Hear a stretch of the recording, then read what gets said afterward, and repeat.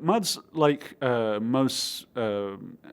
most games these days, really, are not a scripted series of events at all, but really a system that is built to simulate a world.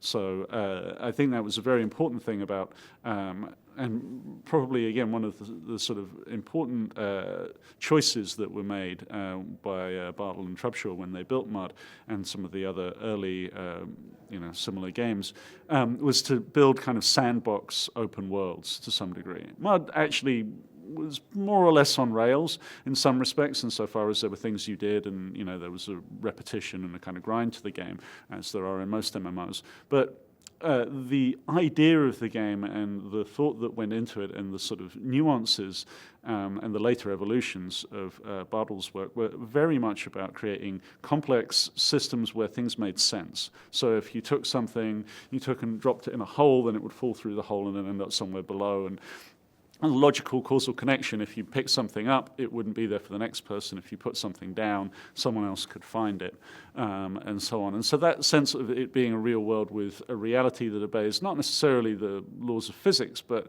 that people can construct a mental model of that allows them to feel that they are part of that world and it makes sense to them and they understand the way it's organized.